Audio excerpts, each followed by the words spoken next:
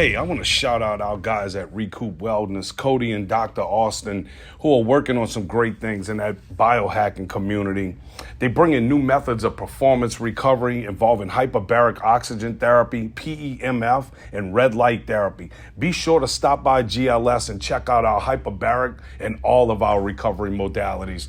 And we appreciate you, Recoup. All right, this is Coach Gary with GLS Training and GOATA Movement, and this is Recoded with Gary Scheffler, Recoded the podcast. And every week we talking something. It's all life. It's whatever. I had the opportunity this year to train Loyola's baseball team. They are the actual first collegiate team that's ever come in and said that they would go straight GOATA. I had a couple of meetings with Coach Kennedy. We'll have him on the show one day to kind of tell that story. But what I did was I had two of the players come in this year that Brandon Mooney and Steven Still. One's a pitcher, one's a second baseman, and they both dealt with a couple of little injuries here and there. Brandon's actually was pretty bad. I'm gonna let them kind of get into their story, but they both showed up this year and broke a couple of school records or whatever, and I'm gonna let them talk about that too. So guys, I appreciate y'all coming on the show. It's I know y'all didn't have to come here and do this or whatever, but it means a lot. Yeah, no, excited for sure. Cool. Thank you for having us. Cool. So, Steven, why don't you kind of tell, get into your story, where you're from, and kind of, just run it down. Your little, give us a little history with the baseball stuff or whatever, and kind of just talk about that. Yeah. So this past season was my junior year at Loyola. I'm from Baton Rouge, so not too far from home. And, we started coming to GOATA as a team in the fall. And a big reason was Coach K had Tarabella here last year who was dealing with, I think, a herniated disc in his back, something like that. Yeah. And he had some sciatic pain and stuff. Yeah, it felt like he had no answer. And then he comes back healthy, throwing harder than ever. So it's like, all right, whole team's doing this. And then, I think it's definitely helped me this year because, like, last summer I was out in North Carolina playing, and it was just like every morning I woke up, like, in so much pain. It was like I was in so much physical pain, like I wake up feeling nauseous. Like my head was hurting, my stomach was hurting. And I was like, why is this from sleeping? I was like, what am I doing? Like I'm stretching a lot. I'm doing all this. But I didn't realize that I was, like, really low to, like, front chain, like walking with my feet all out, like that's how it always was, and the pain just always got like worse and worse and worse. And then we come to GOATA, just groundwork, doing everything, and then I'm laughing because it's funny because y'all come in and it's like you ain't got no clue of it. Like nobody's like what is this shit? You know what I'm saying? And then now you speak in the language. You're like, yeah, I was woed, I was front chain and all that. Oh yeah, I remember like everybody kind of figures it out as they go. That first instructional day, we were in the mirror room and we're looking at the wall and we're like, what is this like what are we about to do? Like we're trying to look at the pictures, guessing like what this place is about, and nobody had any clue. And then when you talked, I was like, you talked to us for like 2 hours, and I was like, everything makes sense. It all makes sense. And then, like I just started feeling healthy. And I remember the big thing was one day, like I took a nap. Like I was watching like TV, like just laying on the ground for some reason. And I fell asleep, took a nap, and I woke up like 3 hours later off the ground. And I was like, I just felt better sleeping on the ground than I have sleeping in my bed for the last 3 months. I was like, this thing is working. Like it feels good. Yeah, yeah. Where you played high school ball and all? At the Dunham School, Dunham High in Baton Rouge. Oh yeah, that's real right. small Stingley, private school. Yeah, that's what everybody knows Dunham for. Derek Stingley. Yeah, that's about it. Yeah. So Brandon, where you went? I went to Mandeville High. Yeah, we actually beat Steve in my senior year. So what are you talking about? I had a game winner against you. I don't want to yeah, hear no, nothing. we didn't. We sold. We had it, and he had the game-winning hit. So. Oh really? Yeah. They used to let you bat? Yeah. I mean, Mooney tied it up off me in the 7th, though, so I had to come back and get him. Yeah. So I mean, Dunham had, what was the baseball program like over there? It was, with the head coach that was there when I was there, it was really good. We went, he came in there like, same thing kind of with Coach K right before I got to high school. and they had, I think, 17 kids on the team, freshmen through seniors. And then when I graduated, we had over 40 kids. The baseball team was larger than the football team. Damn. Now Mandeville, y'all should be good, dude. That's the home of NOLA baseball. Yeah, I know. We I mean, we Todd were. Buster, dude. Yeah. Todd Buster got the greatest program, right? Yeah, he does. He's got a good one. I mean, Yeah. I know he's got some players that come out of there. Yeah, You played with them or you played with the Knights? I played with NOLA. Okay. And I played a little bit with the Knights because like our school had a thing with them. But yeah, no, I love Buster. I'm still in touch with him. I'm actually coaching with him this summer. Oh, so, are you? Yeah, Cool. I'm still with that program, so I love it. He's got a great program. Love what he does. Yeah.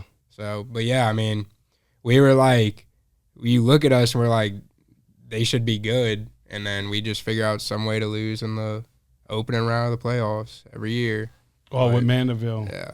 And then you get to Loyola, and it's like, dude, every time y'all in the driver's seat, it's like y'all can't win a 2-0 game. Yeah, it was definitely frustrating, but you know, I mean, just got to bounce back next year. Now y'all got a lot of guys coming back. A lot. I think we're losing. We had a total of 5 seniors graduating, and of those 5, 2 were pitchers, and I think only one of them I think was a qualified hitter, so playing in 50% of the games with 3 at-bats a game. So Yeah. there's some role You players. lose Chris. Yeah, Chris was our main starter, and Ross and Luke, who hit a lot, but it's not like we're losing big pieces like Brandon over here, which is nice. You got 2 years left, huh? Yeah, I got next year and the year after. So thankfully for that red shirt, Yeah. my freshman year. So So y'all wasn't COVID kids though, huh? no, that was the year before. yeah. That was our senior year of high Right. school. Right. What so tell them your story, Brandon, because yours is kind of you kind of fall in line with Taravella a little bit, because I kind of remember it like you was gonna have that little procedure done, like maybe the day we were supposed to start training or something. Yeah, I was gonna that day that Kay called me in, because I texted Kay and I was like, hey man, like I can't even move. Like I feel like an old man. Like I'm 20 years old. I shouldn't feel like this getting out of bed. Like, but he was like, he called me like, because I texted him like, hey, I'm just gonna schedule this, little procedure. He called me, said, hey, do not do that. Come, I got this guy for you, and just come meet me here. Sent me the address, and I was like, okay, I'll be on my way. And so I came, and that's when I started talking to you about it. How, yeah, I was gonna have the procedure, and then you were like, dude, don't do that. Like, just give me like 2 weeks. And I was like, I mean, yeah, I will, because I didn't want the surgery. Yeah, because you was gonna be out for a while. Yeah, I didn't want to, just come here, transfer over here from Eunice, and just have to sit out my first year. Like, I'm like, dude, I'm not doing that. I want to do everything I can to play this year and all that. So, it's kind of like it's unfair in the sense that it's your birthright to go run around and play and be a kid in a sense. I mean, I say kid, I'm 48 years old, so when I think of y'all, it's like y'all in the prime of your life, like back pain and just shit like that, like waking up feeling old and stuff. Like that's not right. And then it's like, you're kind of in these training modalities and you're doing all of this stuff, and you kind of in the collegiate level, so you're better than the people, most of the guys that you've been around. You know what I'm saying? And you go through all of these different things, and you have faith in it, and the whole time, like, that's really what's taken away.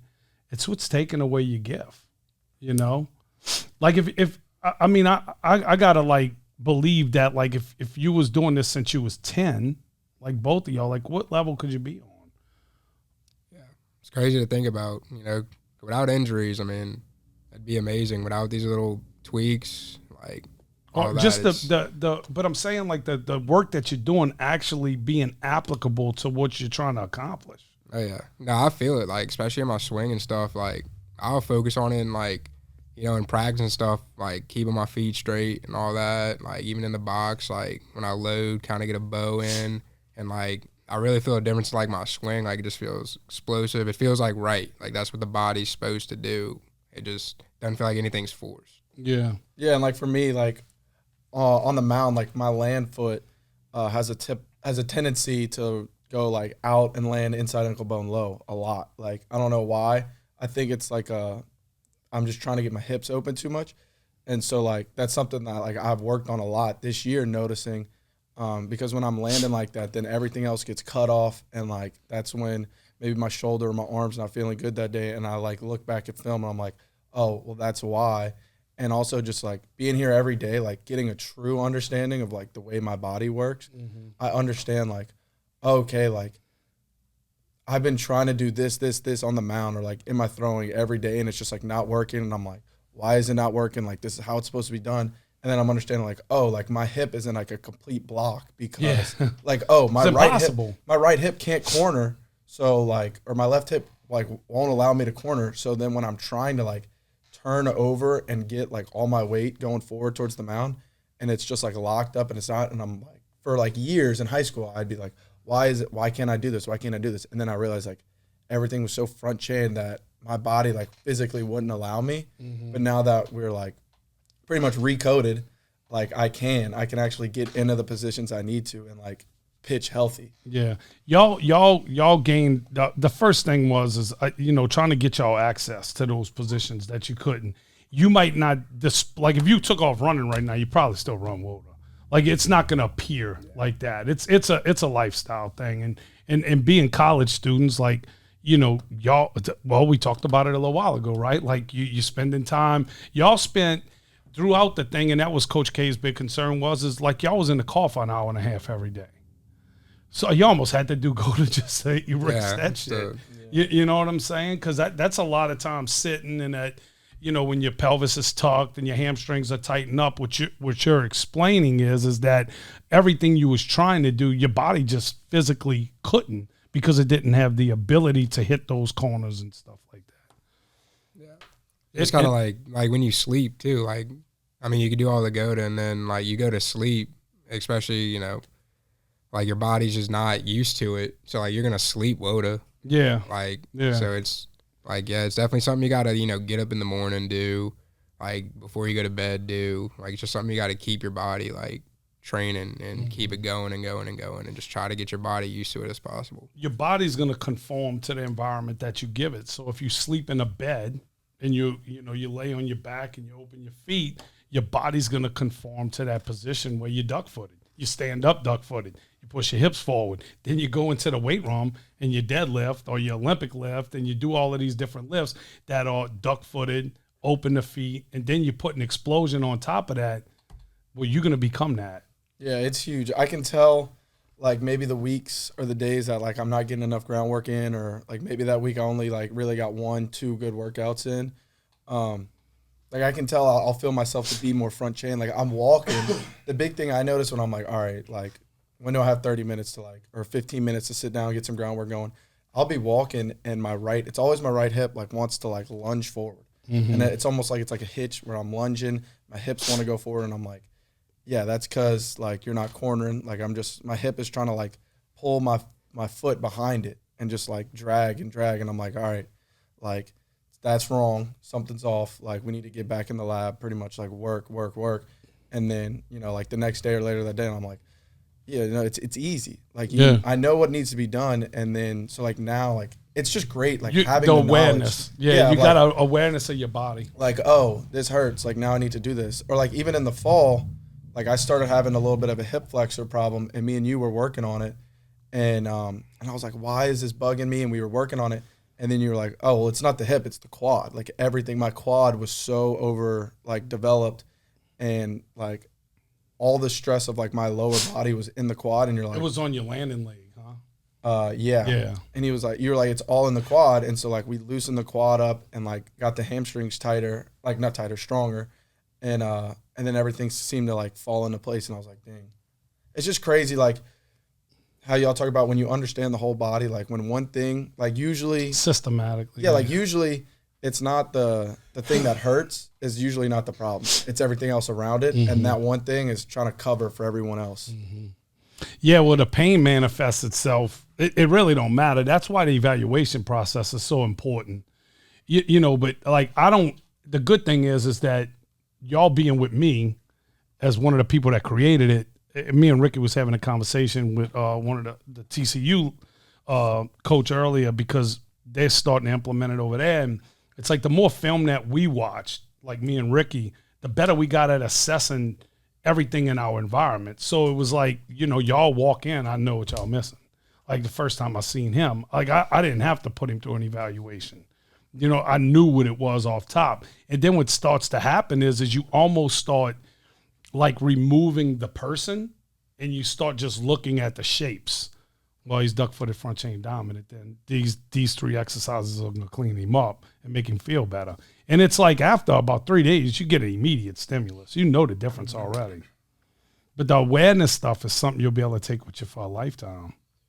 Yeah, I did notice that too. Like that was the craziest thing to me is when I really started understanding, like, it's like, oh, I'm like, this is hurting. Like, let me do this. Let me go decompress and stuff. Like, that was the biggest part where it's like, I'm not waking up constantly in pain. Like, It's like if I got a little pain, dude, I just got to get on the ground, do the groundwork, and it'll go away. So, like, for me to be able to get to that point, that was huge. Like, for me to just realize why I'm in pain, what I need to do to get out of pain, what I need to do to stay out of pain is, like, that was crucial. That was really big. Yeah. One of the big things that y'all have an advantage to is that now it is GOATA. Like, y'all don't have to worry about the next 3 years of your life. Like, you got kids that's in high school right now. They're in the 8th grade. They're walking into they going into baseball summer league with their high schools, and they're being introduced to the weight room, and it's like, here we go. And it's like, who survives the gauntlet, right? They might get to play college ball. Whoever survives the gauntlet. I mean, you got the MLB dudes are starting to get into the GOATA shit, like Brent Rooker. And now he's tearing the cover off the ball this year. Yeah, he's like number 4 in home runs right now. And it's crazy because he was just a guy out there before. I mean, he's a great baseball player, but I mean, how good you got to be to get to the TV? Yeah, like really good. Brent's like he's on his 4th team in like 3 years. Gets on the A's, who are awful, and then now he was like through the month of April, he was like 3rd in the league in OPS, which is like insane. Yeah, it's crazy. Yeah, you got him. You got Kerry Carpenter. They got a few guys in the minors and stuff. Josh Bell, the outfielder, he does GOATA. You got a few guys out there that's kind of doing it. I think, like, matter of fact, whenever we talk to the landlord guy or whatever, he was like, if you had to pick a sport, which one would it be? I was like, well, I already did it with baseball, so baseball's the easiest for me because it's a super rotational. It's all rotation. You know what I'm saying? You don't traditionally the mindset behind it is not weight room. Like 20 years ago, them dudes wasn't lifting like they doing right now. Like they didn't have an Eric Cressley and a drive line and all of that shit. That all came up recent, and now what? Everybody's hurt. Dudes are running outfield tearing the ACL. Yeah, before, like, the weight room, baseball was big about, like, how fast, like, it's still fast twitch. It's like, how fast can your hips move? How fast can your arm move? So, like, I think the GOATA transfers over because it's like, it's all about, like, how can you get your body in the best position to move as fast as it needs to? Especially, it's not like just track where you're running in a straight line, but it's rotational. And, like, I mean, baseball and golf and a little bit of tennis are really the only rotational sports that you play. Well, they all are because it's required to move through space. But like you got a few other sports out there that's when you really sit down and break down. Those are the easiest to identify it with. Yeah. But it's definitely there. And like I said, now this ain't just. I tell everybody this is generational wealth. Like you could now for your kid. Like what you gonna do when you got a son and they're like, hey. We deadlifted today, Dad. No, we're not going to do that today. Absolutely not. I got a little one at home, and like I see him walking around crawling, like feet inside ankle bone. Oh, yeah, you do have a kid, huh? Yeah, inside ankle bone high, and he's just crawling, and I'm like, it's crazy. Like, I mean, you showed us, like, indigenous people and, like, babies and how they crawl and walk, and then, like, I'm getting to see it, like, every day, and I'm like, it's just, it cracks me up every time I see it because I'm like, it's so right. It's so right. Like, why would we move away from this? Yeah. One of the things too not the other outfielder that Cole said he lost like 20 pounds. Yeah, he did. But he had a couple of bombs when I was at the He games. still led the team in home runs. Yeah, he still had like he lost a lot of weight, but he still had like the power. Like he didn't lose any of the power. He just lost like that's the rotation. Yeah. And that's learning how to set that bow. The guy Snack that trains Aaron Judge, he's been dealing with some GOATA stuff, and the reason that he was drawn in is he teaches something on the back leg. It's a big bow basically, and then you snap it closed, which is the corner. And he's watching the transfer. Well, what he realized is that I can't do this with the guy that's deadlifting all the time because his hips go first. Whereas I need him to stay back in the back chain through the ball. And that's the big difference, because what you're doing is you're programming that max neural drive in the deadlift for the hip to go forward. Same thing in the Olympic lift. So when you do that all the time, well, max neural drive transfers to the sport that you're playing. So when you go to explode through the ball, the hip has to come forward, because that's what you've been teaching the body in the weight room. Yeah. Never really thought of it that way, but no, that's crazy. Like next year when y'all do the education and all of that stuff, it's going to be like, you're going to learn something every time I talk to y'all. You know what I'm saying? And that was the tough part. That's what I told everybody. The hardest thing is to get y'all to show up every week and to come in here and work hard. And thank God that K has a culture around that. Like, you know, he's he's real laid back, like, but he's no bullshit. Yeah. You know, you're going to do what he says. Because I remember the first week, the two freshmen showed up late. Yeah. Yeah, and he gave them like sleds or something. Oh yeah, I think they pushed sleds for like 30 minutes after a full workout. Yeah, that's like the first like week. That's what I love about him. He's no bullshit. But he wasn't like, you're gonna push these fucking sleds, and he was just like, look, guys, you know. He just has a way about doing it. It's like, just like, all right, yeah, I guess. Yeah, I guess I will do outside, like he looks like maybe like laid back or chill, but it's like he treats us like professionals. You know, you hear all these guys talk about the process and all of that stuff, and like it's going to transfer later in life too. It's not just in that moment, but if you haven't busted your ass, like when you get into a situation, and maybe there is some of that. And I don't want to say that y'all didn't work hard, because I feel like y'all did. I feel y'all worked as hard as y'all could with the knowledge that you had of what you was doing. Because what this was all brand new for y'all. So you got to go in there, and it's like hard to go 100% when you don't know what you're doing, right? Yeah. Now, next year, there really should be no excuse. Like some of them teams, like, man, it was like we were so close too. I say we because I feel like I was, dude, I would leave halfway through the games and shit. Like when y'all would blow in. Yeah, when it would get bad, I'd just see Gary walking away. Well, I remember one game you were like, I can't come. You were like, I think I'm cursed. You were like, I think I'm cursed. Yeah, like y'all went on a streak, and then I came, and y'all, like, it was like the second inning. It was like, y'all had that one game where you made that was your first error, that game or something. And then like there was like two more behind it or something. And I'm like, that was a really good team. Gwinnett game too. Yeah, that was the Gwinnett. Yeah. I was like, and then it's like, sure enough, some dude comes up there and hits a bomb right after. I'm like, yeah, when you play teams like that, it's just a matter of time. Like you give them free passes, like they're gonna make you pay. Like sooner or later, somebody's gonna hit a bomb. Like so it's just like you gotta, when they hit a bomb, make sure nobody's on base. So it's just one run. But when you like put 2-3 people on base, and then it's like, well, that turns into a 4-run hit or a 3-run hit, one swing of the bat. That team gets a lot of guys that probably was big commits and stuff, and something didn't work out, maybe an injury or they failed or something. You see a lot of that in AI, like with them being like they're D1 players, right? Like everybody on their teams, like they're D1. Like they could easily play there, but like then they'll like fail off, or they'll get like an injury and get cut, just stuff like that, you know, just however their story is. But like a lot of NAI is that it's like D1 guys who you're like, dude, why are they here? But like they have their reason. It's like they were at the D1 level, like they proved it, they can be there. They just didn't get it done outside of the field, which is huge, because that's like, you hear that growing up, like, oh, you got to get it done in the classroom. You got to get it done in the classroom. And it's like, you really do. Like if you want to be at somewhere you want to be, it's like, you got to get it done off the field. Everything you do off the field is what translates on the field.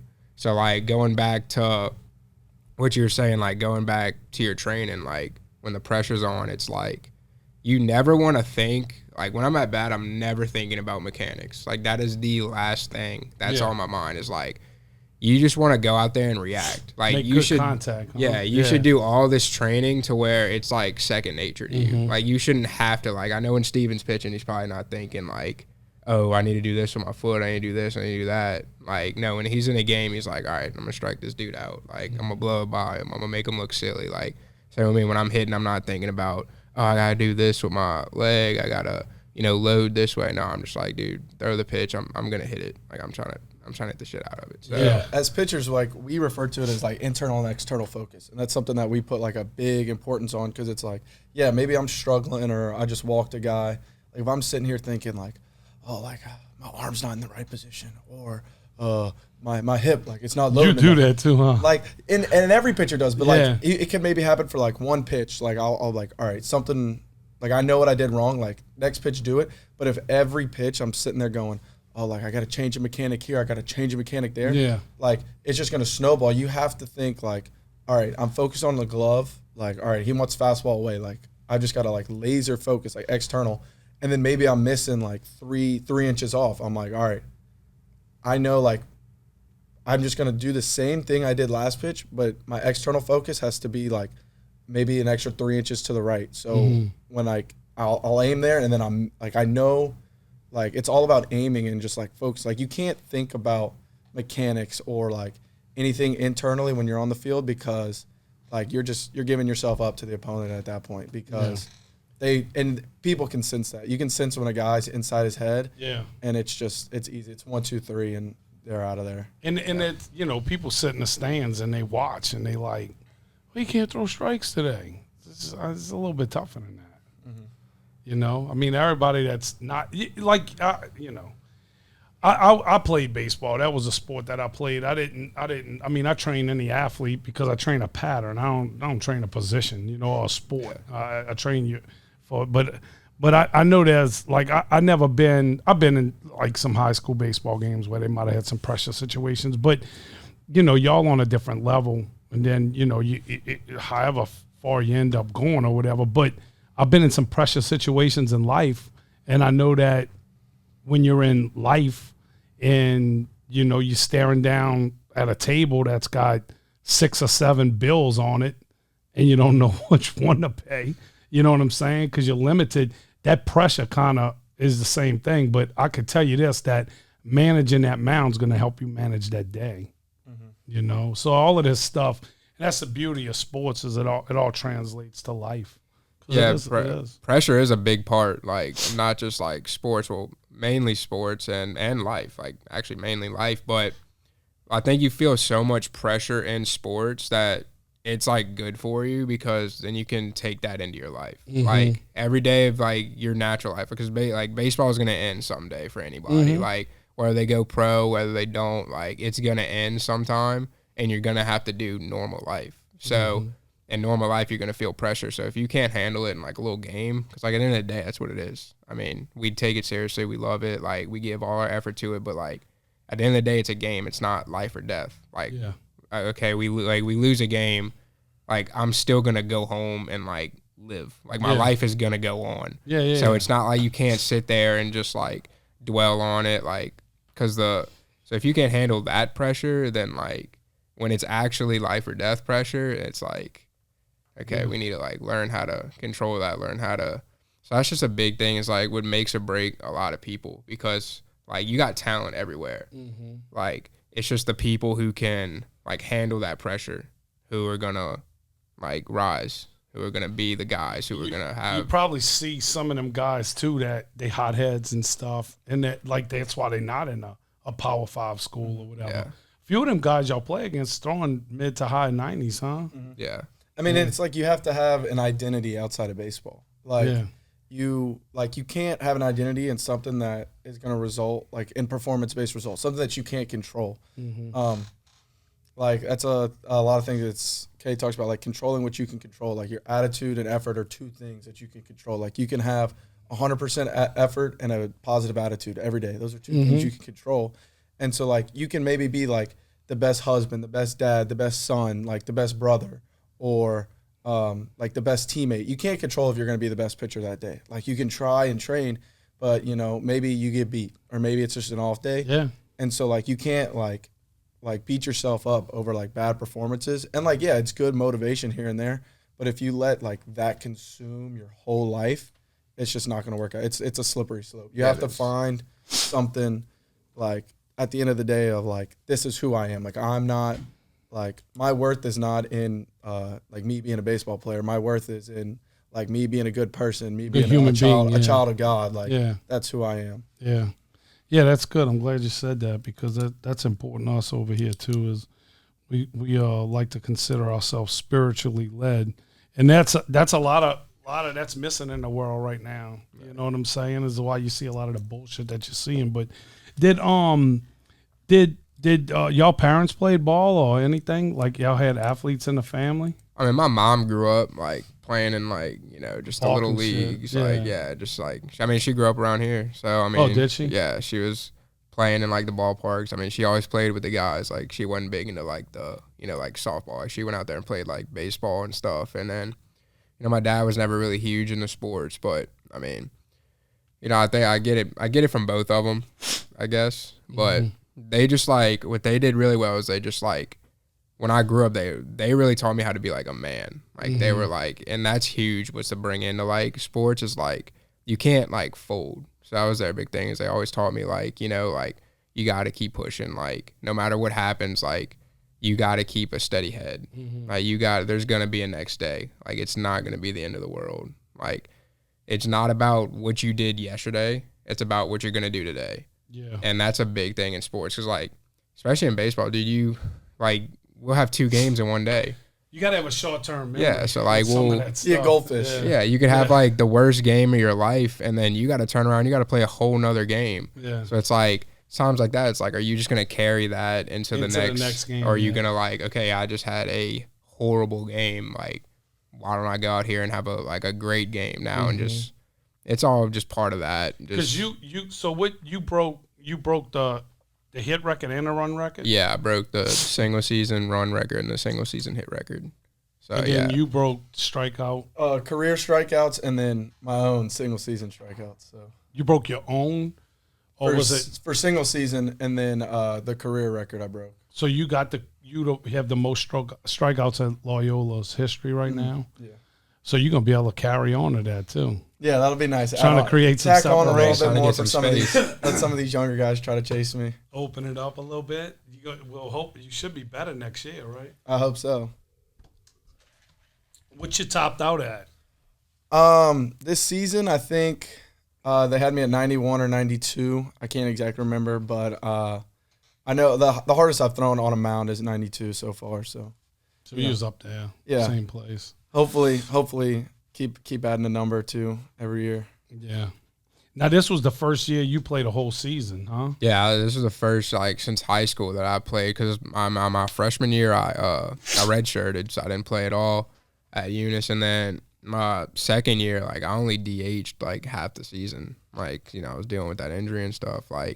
They wouldn't let me play the field or anything. I really couldn't. I don't blame. I couldn't show what I had. Right. I couldn't move. I couldn't move left or right. I was just kind of, especially at my the position is I'm a second baseman, so I have to be quick. I have to be able to move side to side. And it's just I couldn't. So it was just I DH half the season, and then just see. I got to figure out a way, because that makes me I'm thinking about it right now. Is I almost need to talk to Todd, because If he knows that about his players, I don't know how much communication there is there, but Todd knows what I do. Yeah. And it's you could have been connected to me 2 years ago. Yeah. Because I played ball with Todd. Yeah. So I played with Todd in 2018 through 2019. It was very short, but in that time, dude, he taught me a lot. Yeah. He knows his shit. He knows. Dude, I remember, there was one game I got pissed at him because we were playing this team. It was hot. It was 100 degrees on turf. It was at Signet actually, and I literally dove for a ball and missed it. It would have been a great play. And after I'm ah man, just missed it. So we get the 3 outs. I'm coming off the field and he stops me and he brings me into right field and he's what the hell was that, man? And I'm what do you mean? He's like, you don't make, like, since when do you not make that play? And I was like, dude, I just dove for it. Like, what do you mean? He's like, do you want to be great or do you just want to be okay? Mm-hmm. And I was like, I think that was something that like snapped at me. It's like, okay, like I need to start holding myself to like a higher standard. Yeah, he won't let you settle. Yeah, he's not gonna be like he expect, like, which was huge, is because he had that confidence in me. He was like, you're good enough to make that play. I expect you to make that play 10 out of 10 times. I don't care like anybody else looking in, like they're like, oh, that's a tough play. He's like, but I know you make that play. So he's like, that dude could sell shit to a toilet, dude. yeah. Well, it's like he's a hell of a salesman, bro. He is. He's top dog with the sales. Brandon made a play. It was it was taking him towards second, or what are you, right hand? So it's taking him towards first, taking him towards the 4-hole. Gets it, spins like 360, throws a perfect thing to first. And I just like, after the game on the bus, I'm like, first time you ever made that play, were you like, man, I'm good at this shit. Like, I know what I'm doing. And he was kind of like, I guess, like, I practiced it. So, like, I knew I could do it. And I was just like, that's how you know, like, guys are, he wasn't like, oh, my God. Like, I made a great play. Like, wow, that was awesome. He was just like, no, like, I'm good. Like, I trained for this. Like, I'm a good second baseman. I'm a great second baseman. Yeah. Well, I mean, that's what I played middle infield. So, like, when you go to that side, you always spin the throw. Right? Yeah. He just makes it look extra. Yeah, good. I mean, he makes it look smooth. I mean, some guys you got to get to the ball. That's the key. Yeah. You know, and then you just go with the flow. But so your parents played? Yeah, it's funny. My dad is the big sports nut, but he played high school baseball, football, and then he actually cheered in college at UL. But my mom was the big athlete. She was all Europe in basketball, soccer, and volleyball. Oh, and what? Europe. All Europe. Yeah, she was. She went overseas? Yeah, my grandfather was in the military, so she lived on a military base in Germany throughout high school, and then went to UL to play volleyball. So she was definitely the athlete who I think I get it from. But both of them were just super supportive of me and my brother. Like, always playing sports at a young age. Brother's good? Yeah, he's pretty good. He was like, he's a little bit taller than me, so he didn't really know his body so much. But yeah, I mean, they were big on us just like playing any sport. Like, I played like lacrosse, soccer. It didn't matter. Like, if there was a sport to sign up, like, we were in it.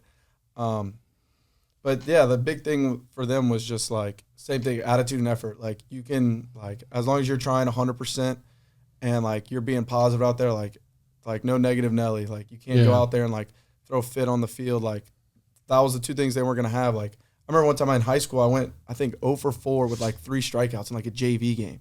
And I was heated. Like, I was so mad at myself. And my dad was just like, it's okay, man. Like, you did a good job today. And I was like, why won't you yell at me? I was like, I didn't do a good job today. And he was like, yeah, you did. He's like, you can't control like when you hit the ball where it goes. Like, but you got up there every time and like you were ready to hit. Like, you didn't just go up there like swinging at bad pitches. Like, it didn't fall your way. And since then, I was kind of like, all right. Like, see, I think what happens is that people that's done something competitively, they know that there's more than that game. It's more beyond that, you know. Like kind of y'all mentioned it early, and I think what it is you get a lot of parents these days that they didn't play, or they don't know what it's like to be competitive, or they don't know that there's going to be another game next week, and that's really some of the parents that's kind of destroying some of this stuff with these kids, because it's the parent that don't let the kids sit out, like don't let them learn how to be a teammate and stuff like that. Like, they go buy the bat instead of going buy a month at GLS. You know what I'm saying? Like, parents ruin the game. It's yeah, the parents that ruin the game. There's no doubt. Like, I mean, you see it all the time. Dude, I had batting cages in here when I first opened up. I had 3 of them, and I got rid of them because I was so disgusted with the travel ball scene. I'm like, y'all coming in here every single night. The nights that you're not in here hitting as a team, you're working with a pitching coach, you're working with a hitting coach. Nobody's developing their body. Nobody, because I'm like, I'm going to get them in here with the batting cages, and they're going to do the training sessions. That was completely wrong. Yeah. They did not buy into that shit. And it's like, now I'm looking at it like, I got parents that I know their kids are doing lessons every week, paying $70, $75 a lesson, and then they telling me that they can't afford to come. I'm like, dude, you don't need pitching lessons if you do GOATA. Like, that's how powerful it is. If you could, this. Like, if you shit, you shit. If you the man, you the man. Like, there's a few little sprinkles of people in there that you could take them and put them in an athletic training facility, and it's going to get them a college scholarship. But if they don't have talent, then you fucking wasting your time. I tell these parents all the time, I'm like, dude, your kid's just not an athlete. Like, don't expect, like, if you got a big, heavy kid or something like that, and he's technical and he'll pay attention and he's not scared, you could make him an old lineman sometimes, like, if he's real, you know what I'm saying? As long as he's not scared, you could get him to be a little aggressive. But you're not going to make him a fucking receiver. Yeah. That shit's not going to happen. Yeah. He's not going to be Joe. I didn't make Jamal Chase. You know what I'm saying? Those dudes that's in the gym, Darrell Williams and all of them, they're out there training right now. Like, I didn't make them dudes football players. I just try to keep them safe. And if they got a trainer that says that that's what they do, then they full of shit. Like, that's because I didn't make you a better pitcher. I just gave you the ability to be who you are. You know, same thing with you. You take the back problem away, you're a good baseball player. Yeah. You just said it. You said it ain't their fault that they didn't play me. I was hurt all the time. Yeah, it's like you really can't, like, blame them. Like, I mean, I was hurt. I couldn't move. Like, what you gonna do? Yeah.